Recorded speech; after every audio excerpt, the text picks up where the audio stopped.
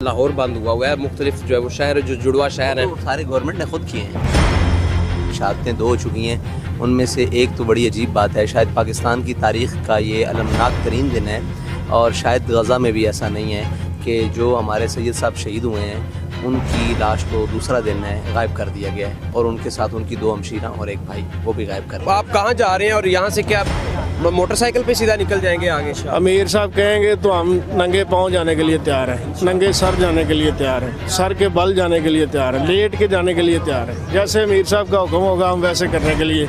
कि जो हुकूमती नुमाइंदगान हैं उनका ये कहना है कि इस्लामाबाद है जहाँ पे अमरीकी एम्बेसी है वो रेड जोन एरिया है और वो नो गो एरिया है, वहाँ पे कोई नहीं अपना एहतजाजी मुजाहरा जो है वो कर सकता। जी नाज़रीन, मैं इस वक्त पहुँचा हूँ तहरीक लब्बैक पाकिस्तान के जो लॉन्ग मार्च चल रहा है लाहौर से इस्लामाबाद, उसके पास में पहुँचा। तो ये मेरी आप बाईं जानिब देखें तो यहाँ पे मरकज़ी कंटेनर है जो इस सारे काफ़िले को लीड करके जो है वो आगे की तरफ जा रहा है, फ़लस्तीन को जो है वो आज़ाद करवाने की तहरीक को आगे लेके चल रहे हैं। अभी हम आपको अल्लामा साद हुसैन रिजवी साहब के पास लेके जाएंगे जो इस सारे प्रोटेस्ट को लीड कर रहे हैं, उनसे बात करेंगे, उनके मुतालबात जानेंगे कि उनके इस मार्च का मकसद क्या है और अभी तक उनके ऊपर कितनी जो है वो पंजाब पुलिस की जानिब से जो है वो शहादतें हो गई हैं या उनके मुजाहिरीन ज़ख्मी किए गए हैं। तहरीक लब्बैक पाकिस्तान के सरबराह हाफिज़ साद हुसैन रिजवी साहब, हम इनसे गुफ्तगू करेंगे, इनका मौक़िफ़ जानेंगे कि ये जो आज का मार्च लेकर के जा रहे हैं इनके ऊपर अब तक जो है वो कितने मुजालिम जो है वो ढाए जा चुके हैं, कितनी शहादतें हो गई हैं और अभी इनका सफ़र कहाँ पहुँचा है और ये क्या समझते हैं क्या ये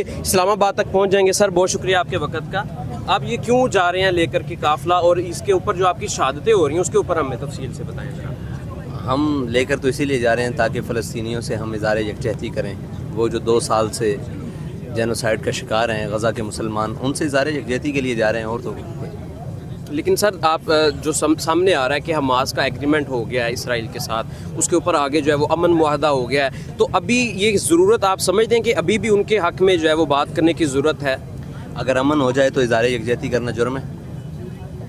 लेकिन जिनका लाइव उनके साथ कंसर्न है, हमास जो शुरू से लेके अब तक डील कर रहा है, उन्होंने जब खामोशी कर दी है तो फिर आपकी जमात जो है अभी तक इसके ऊपर अपना हमने क्या शोर डाला है? हमने तो इज़हार यकजहती की है। इज़हार यकजहती करना इसका क्या मतलब है कि कल कश्मीर फतह भी हो जाए तो उनसे इज़हार यकजहती करना जुर्म है?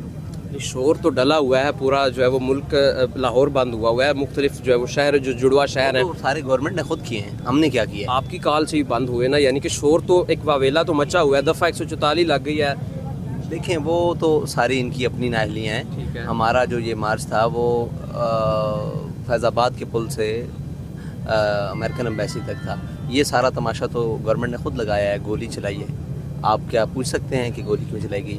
मैं यही पूछने के लिए हाजिर हुआ हूँ कि कितनी आपकी शहादतें हो गई हैं। पूछें कि उन्होंने गोली क्यों चलाई। हमारी शहादतें 2 हो चुकी हैं, उनमें से एक तो बड़ी अजीब बात है, शायद पाकिस्तान की तारीख़ का ये अलमनाक तरीन दिन है और शायद गज़ा में भी ऐसा नहीं है कि जो हमारे सैयद साहब शहीद हुए हैं उनकी लाश को दूसरा दिन है गायब कर दिया गया है और उनके साथ उनकी 2 हमशीरा और एक भाई वो भी गायब कर दिए गए। हो सकता है वो गवर्नमेंट की ताबीर में उसको जनाब रेस्क्यू 1122 की गाड़ी समेत कचहरी से अगवा कर लिया गया। गवर्नमेंट के पास ही है, वो कल मीडिया पर आके देंगे जी ऐसे हो गया वैसे हो गया, वो तो सारा आप ठीक है। और जो ज़ख्मियों की तादाद है उसके ऊपर भी हमें बता दें। तकरीबन वो 15-16 ज़ख्मी हैं और अब जो सुबह से लेकर अभी तक जो तमाशा हुआ है उसकी अंदाज़न तो आप कर लें कि तकरीबन इस वक्त 35 से 40 ज़ख्मी। तो आप समझते हैं कि आप इस्लामाबाद तक पहुंच जाएंगे अपना ये सारा कारवां किसी लेके? पत्थर से नहीं है, वो ज़ख्मी बुलेट से हैं। उनकी हालत तशवीशनाक है या बहुत सारे तशवीशनाक, क्योंकि हमने देखा है ज़ख्मों को लगे हुए हैं और वो फिर भी साथ चल रहे हैं, तो इसी तरह आप इस्लामाबाद तक पहुंचेंगे?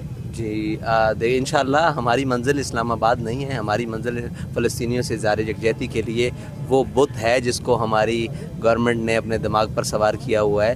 अमेरिकन एम्बेसी, दुनिया में एहतजाज कहाँ होता है? एम्बेसियों के बाहर। हाँ, तो यहाँ क्यों चंबा है?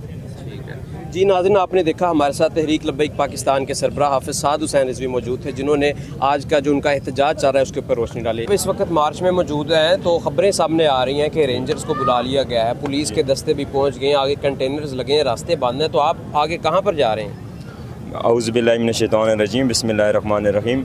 देखें जी, हाँ, हमारे जो TLP के सरबराह हैं अल्लामा साद हुसैन रिजवी साहब, उनका हुक्म है कि हमारे रास्ते के अंदर जितनी भी रुकावटें खड़ी कर दी जाएं, जितनी भी मतलब पुलिस की जो तादाद है वो खड़ी कर दी जाए। हम इंशाअल्लाह इस्लामाबाद पहुँचेंगे और अमरीकी एम्बेसी के सामने हम धरना देंगे और TLP की हिस्ट्री गवाह है कि हम बाबा जी के मानने वाले हैं, हम हजूर नबी करीम सल्लल्लाहु अलैहि वसल्लम के ग़ुलाम हैं। हम ना तो मौत से डरते हैं और ना ही किसी ज़ालिम के सामने झुकते हैं और इंशाल्लाह हम अपने मिशन को जारी